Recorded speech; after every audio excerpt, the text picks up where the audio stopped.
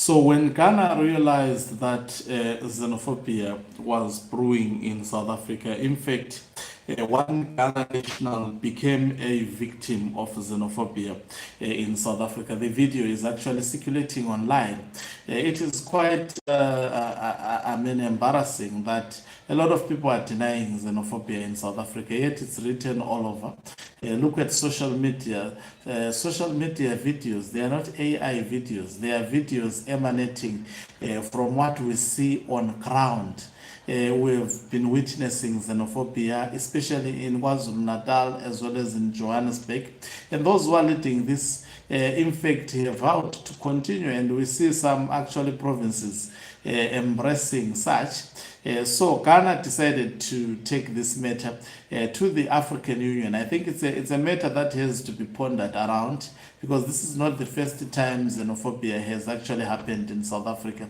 It has occurred numerous times, but Pretoria decided to respond, hit back by if in fact calling Ghana's AU xenophobia bid regrettable and threatening also counterintelligence. Greetings and welcome to your lovely channel, the Hlonipani Global News. If you're watching us for the very first time, please do remember to press the red or black subscribe button so that next time when we beam live, you become the very first one to watch us. So South Africa has hit back at Ghana's move to place a debate on xenophobic attack against African nationals on the agenda of the African Union's mid-year coordination meeting, describing the escalation as regrettable and warning that Pretoria will propose its own counter agenda item if the matter proceeds.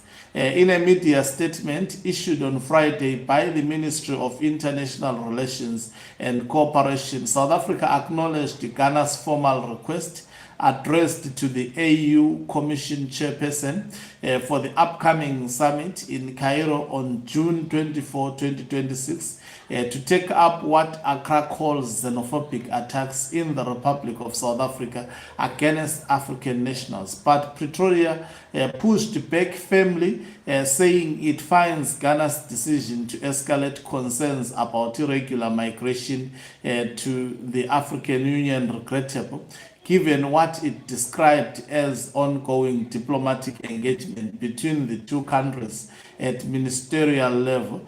South Africa's Foreign Minister Ronald Lamola had held direct talks with the Ghanaian counterpart following a spate of incidents earlier this month in which immigrants, including African nationals, were targeted by community members.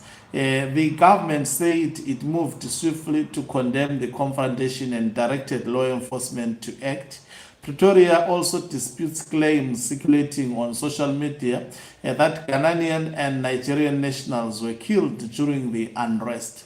Saying there is no credible evidence to draw this conclusion at this stage, the statement said, cautioning against manipulated footages and divisive narrative, including fake videos.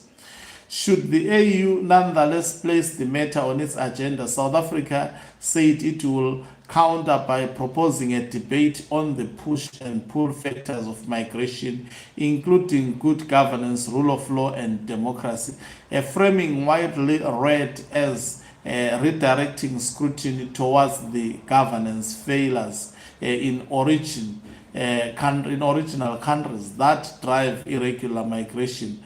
Ghana's letter, signed by Foreign Minister Samuel Okudzeto Ablakwa on May 6, had made an emotive appeal to Pan-African solidarity, arguing that xenophobic violence against fellow Africans was a clear violation of the African Charter on Human and People's Rights and undermined the spirit of continental integration.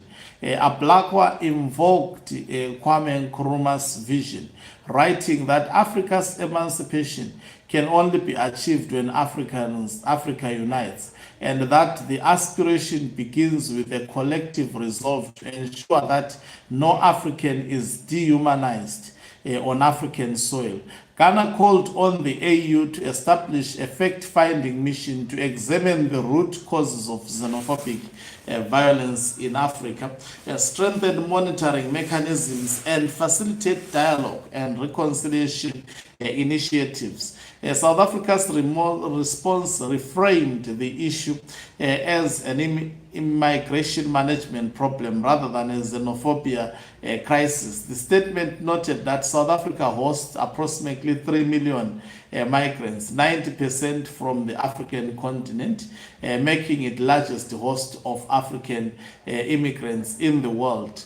Pretoria argued that economic anxieties around unemployment and service delivery, combined with large numbers of undocumented migrants, had contributed to periodic tensions. It pointed to reform measures underway, including a white paper on migration, a points-based visa system, an intelligent population register, and the adoption of a first safe country principle for refugee protection.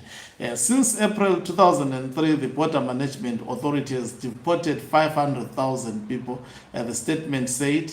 In a notable rhetorical move, South Africa pointed out that some of its proposed immigration measures mirror legislation already adopted by Ghana, including economic protection laws that reserve certain sectors for citizens. President Cyril Ramaphosa had addressed the violence directly on Freedom Day, April 26, 2026, acknowledging Africa's support for South Africa's liberation struggle. We did not walk alone into freedom. He said it cannot be and it must never be that we trample into the dust the African fellowship that made our freedom possible. Minister Lamula anchored that position, saying South Africa will continue to lead with a Pan-African heart. Our commitment is to solidarity, the rule of law, and the safety of all who reside within our borders. Migration must be managed through cooperation, compassion, and continental responsibility. The AU mid-year coordinating meeting is scheduled for June 24 to 27 in Egypt. So we await what would be the position. It appears South Africa doesn't want to acknowledge that there is xenophobia happening on its own soil. So this is quite, we wonder where this will take it to. We'll be monitoring and closely giving you news related to this development. Thank you very much for watching us. If you are watching us for the very first time, please do remember to press the red or black subscribe button so that next time when we beam live, you become the very first one to watch us. You can financially support this channel by pressing the join button and be part of our members who are the heartbeat of this channel. You can equally do so by pressing the thanks button and send us stars. Okanqumbu Mhlabane is signing off. Let me love and leave you. Let's meet on the other side of the live broadcast as I give you